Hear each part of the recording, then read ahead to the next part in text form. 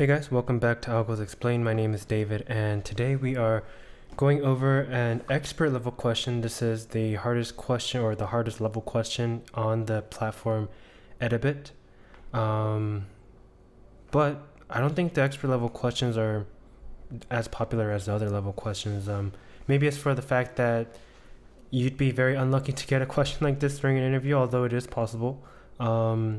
And also, I think it's also the fact that these videos tend to get longer, and usually they are because, of course, they're expert level questions. It's going to take longer to explain. But I guess this is just me pre-excusing myself from adding too many more expert level questions, because you know what? If they're not that popular, I mean, these definitely take longer time for me to prepare and create. So I'm just not going to do it unless they're specifically requested. So that expert level playlist is going to stick to 2. Until if you see more expert level questions in that playlist, it's because somebody asked for it. Okay, but so let's go ahead and get through this one. This one is called Throwing N amount of darts. Find all possible combinations to reach a target score. And I picked this one because it had the keyword recursion in here, and I thought, yeah, I like recursion. I like teaching it. And the more and more you learn recursion, the more and more you'll see and feel and understand how to do it. And of course, never really memorizing the questions, but understanding how to solve them using recursion, that's going to happen for you. And yeah, stuff like Fibonacci, you might be able to look at that question and it'll come easily, but something like this, it might be a little bit harder. But once you see things like this, you'll understand. And I'll make a comparison to another type of question once I'm done reading this one out. Okay, so just so that we know that we have the same full understanding of the question, that's why we go through this. We are given a dartboard divided into sections. Each section has a unique score. That means there won't be 2 sections with the same score. Okay, that's just pretty much saying that in our gathering of numbers, they're not going to have any repeated numbers. So that's kind of the only significance for us. Let's scroll down. Throwing a certain amount of valid darts, find how many solutions there are to reach the target score. Your function will be passed 3 parameters. Okay, cool. So we're working with functions that take more than 1 parameter. That is awesome. Let's see, sections. An array of values for the sections. These numbers correlate to kind of these target point levels, I guess. And they said to us already that there's not going to be a repeat, so there's not going to be 2 3s or 2 6s or anything like that inside these value array. The array is already sorted, which is really great. We would have had to worry about sorting the array ourselves because of some other things that they tell us, but if it's always pre-sorted for us, then we don't even have to worry about it. Darts, the amount of darts thrown. So that's just saying how many times or how many numbers we get to choose to create a sum, and that sum we're going for is the target score. And return an empty array if no solution is found, otherwise an array of non-duplicate strings for the solution, example this. And so our output answer is going to be in an array format, and that is kind of, remember we're thinking recursion already, so what's our base case? Well, our base case, they already actually mentioned it to us. Return an empty array if no solution is found. That's also the 0 case and the base case, because the base case is always kind of when a normal case gets to 0. So them answering us on the 0 case is telling us what to do for our base case, which is just give an empty array. And seeing how the regular output is an array, we're probably going to be returning arrays and arrays, and we're going to it's going to be up to us to sort of create this little pattern ourselves. Creating this pattern and spitting that out is not going to be the end value of our recursive function. Remember what I just said. Our base case kind of gives us the biggest hint as to what our output is going to be. They said an array, empty array, and also we're seeing that they want an array at the end of here. So yeah, just reiterating that, because when I was going through this question, I was thinking about I was thinking about outputting and returning like these, and maybe gathering them and sorting them, or kind of pushing them into an array later. But yeah, that's not what we're going to do. All right, they give us examples here. If there are duplicate values, keep only the second keep only the ones sorted from the smallest to biggest. So this is the one you would keep. This is a repeat of the top one, 8, 19, 8, and 8, 8, 19. With the strategy that we're going to use, or actually all three of them are the same. With the strategy that we're going to use, we're not going to have to worry about any mixed of these, because we are looking at combinations, not permutations. Permutations, I would say, these are permutations of themselves, and it is just a single combination. And so since we are looking for combinations, as they mentioned here, we're not going to really have to worry about ever coming out with something other than the lowest to the highest, especially because they said it's pre-sorted for us. And the algorithm that we're going to end up using later is going to be going in order, pretty much. All right, multiple solutions should be sorted before returning them. Also this too, I mean, we are, as long as when we pull from our recursive function or our recursive calls and not mix those up in some weird way, we won't have to worry about a higher set getting in front of a lower set. We just have to always remember what are we calling first, and that first one is most likely going to be the lower one. So when we do when we do return and start concatenating arrays, so that at the very first call of the function we can have a big array of all of our answers in it. We just have to keep in mind the order of which we called those recursive functions, and the order in which we called it will always give us the smallest to the biggest. That might not have made sense, but that is not really important too much. We'll see it as we see the algorithm. Some notes here: multiple darts can land in the same section. This is very important. It is actually something that I didn't read at first, and I had to readjust my algorithm to match this, because your test cases will fail if you don't account for this note. A dart must land in a valid section, it can't miss. Okay, so pretty much you can't make up numbers. That's it. And let's think about base cases. What can we think about base cases? Well, they already covered the case where no solution is found. That means we want to give an empty array. I would assume that it's the same thing as if our target values or our array of values were either nothing or never amounted to the target score. That would be that. I would also ask the interviewer, is it possible to have negative value scores? Like, is there ever a troll number here where we hit it and we'll have -6 instead of getting 6 points? He'll probably say no. He or she will probably say no.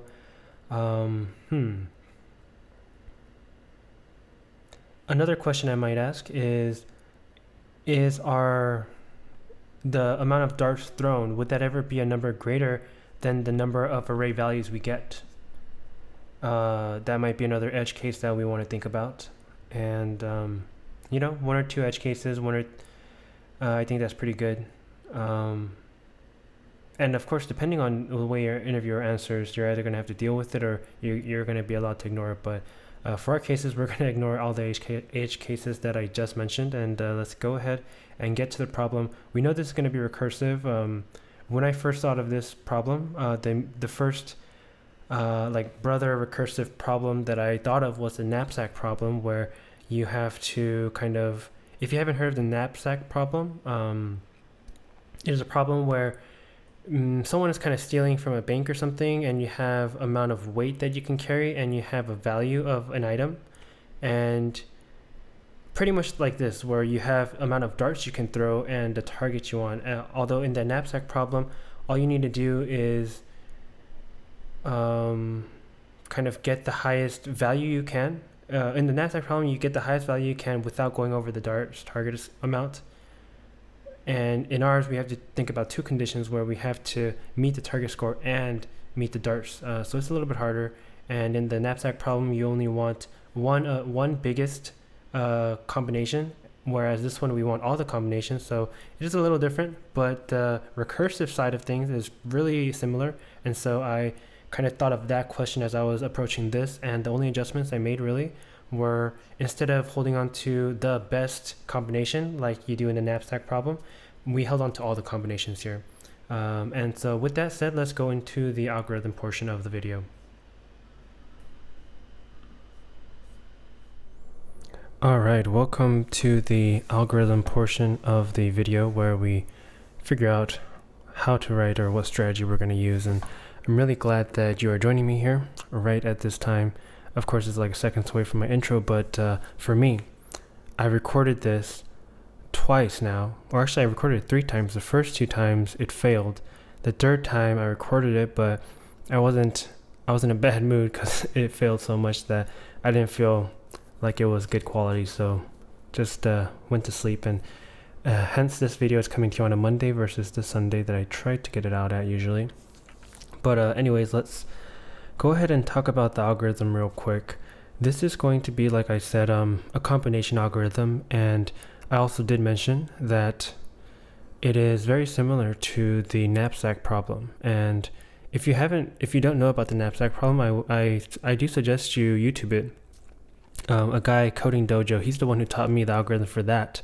And this is kind of the strategy that we're going to use. The only difference between the knapsack problem and this one is going to be that for knapsack, it's kind of like the idea behind that, the story behind that is someone is stealing from something. They have a certain amount of weight that they can carry, and a certain amount of value goes along with each item. And so they're trying to get the best combination they can while staying under or equal to the weight limit that they have, and while trying to get the best value in their knapsack. In our situation, it is different because we are still working with combinations and we want to use the recursive strategy for that.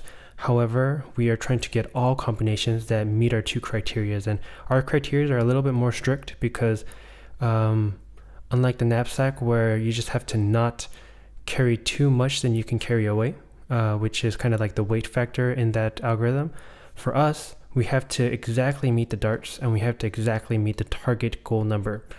And so ours is a little bit more constraintful. Also added to that, we have to send out more or return more at the very end. So but the whole strategy of getting combinations is very similar, and so that is kind of like the underlying lesson of this algorithm. And for all algorithms, the underlying lesson is kind of you got to know the strategy to some degree. For this question, the strategy would be the combination strategy.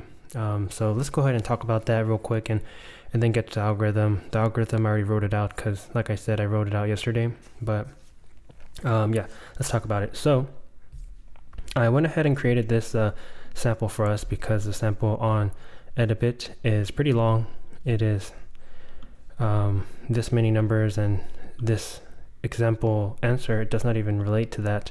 See, there's no 7, so went ahead and created one for myself. Let's pretend that these are the number sets. Our target is 9, and we can use 2 darts. And so just from a bird's eye view, just because we can see all of the numbers in one shot, to get to 9, we're going to have a combination of 1 and 7. We're going to hope our 2 darts land on 1 and 7.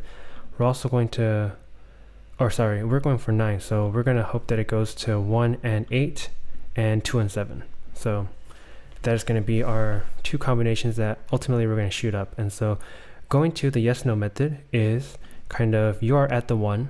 Imagine you're at the 1 and you're considering using this or not. Well, you're considering using it, so you haven't used it yet. So what's your target? Your target is 9, your darts are 2. And so you consider it, you can say yes or no. If you were to say yes, your target number would go down because now you only have to hit an 8 to get that perfect total score of 9. And if you did use it, if you said yes to hitting the 1, then your number of darts that you use is diminished by 1 because you just used 1 dart, not because it was a 1. Likewise, if you said no, we're not going to go for this number, or we're not going to hit it, then your T and D, your target number, target goal, and dart remains the same. It's 9 and 2 because you never used a dart for this option. And the idea behind this here is that then you move over to the 2. And how do you move over to the 2? Usually, for the videos that I've been making, at least, when we iterate through an array, we use a for loop a lot. However, in our situation, we're doing some recursion, and so that means we are calling our function again because it's recursion, And what we're doing is we are going to call it with the array diminished by 1. And what we're going to do is we're just going to slice the array at the first index, which will give us everything at the first index and beyond. So it'll get rid of the 0th index, which was the 1. And so regardless of whether you used it or not, you're going to branch out and create that situation where you use the 2. And so at the 2, you would go again and split off into another tree. Do I use the 2 or do I not use the 2? And if you were to use the 2, well, now we have to look at this TND because we had used the 1. And so everything on this top half of the tree pretty much is forcefully going to have a 1 on it. Okay, so yes, like I said, everything on top going to have a 1, everything on the bottom not going to have a 1 because we branched out like that. And when we go to the 2, everything on top from this branch forward, although this one ended very abruptly, it's going to have the 2. This one is not going to have the 2.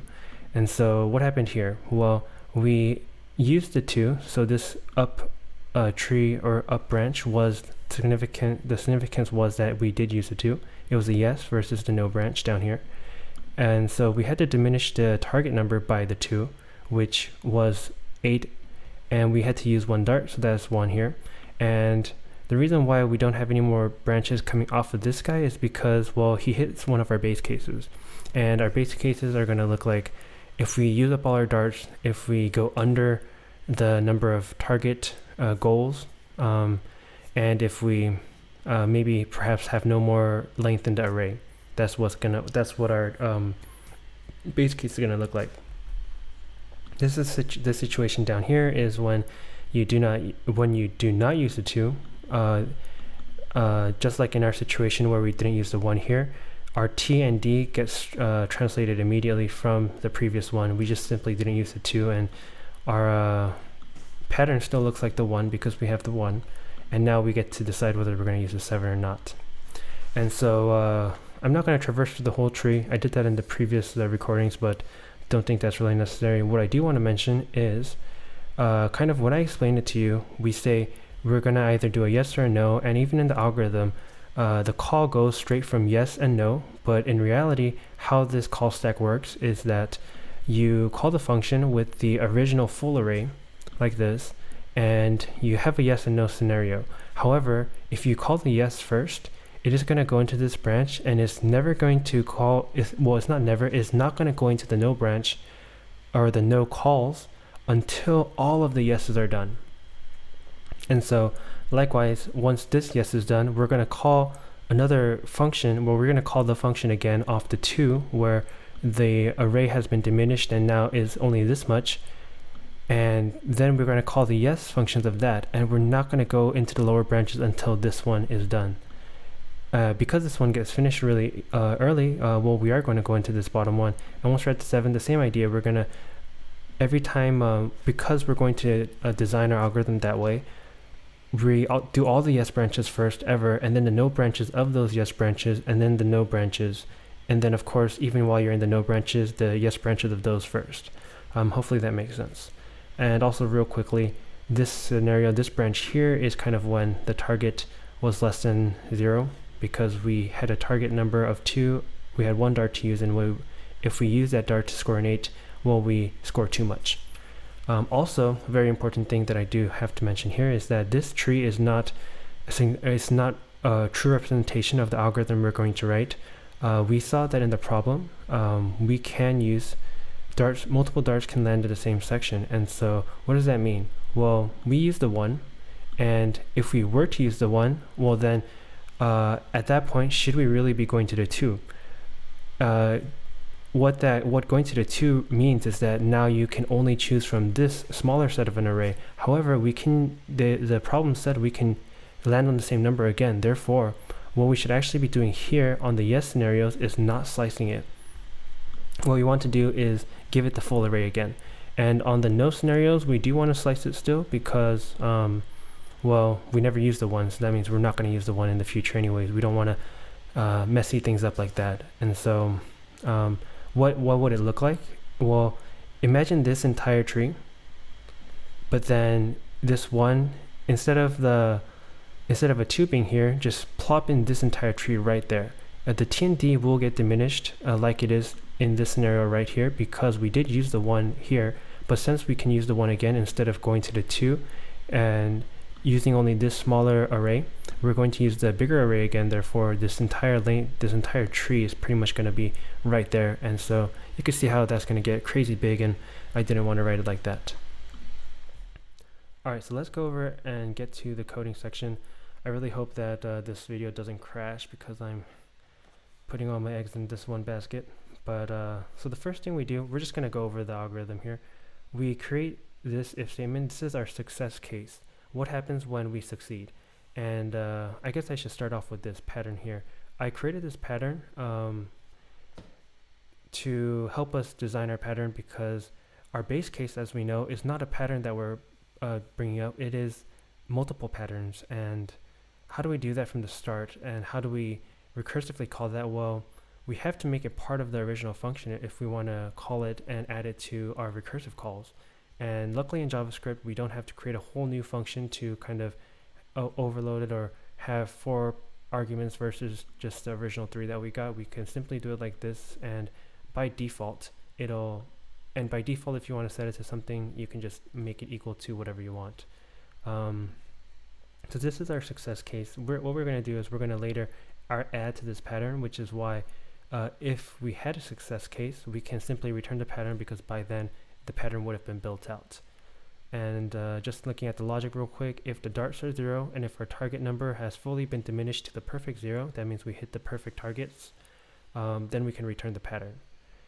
And we return the pattern in an array because we want to be pushing, or we want to be bubbling up our arrays, just like how in our base case or in our null case, we want to push up an empty array. They asked us for an empty array, right? And so this is our base case right here on line 6. If our array has a length of 0 or less, or if our darts, if we use up all our darts, or if we hit our target number prematurely, or if we hit our target prematurely or hit too much of it.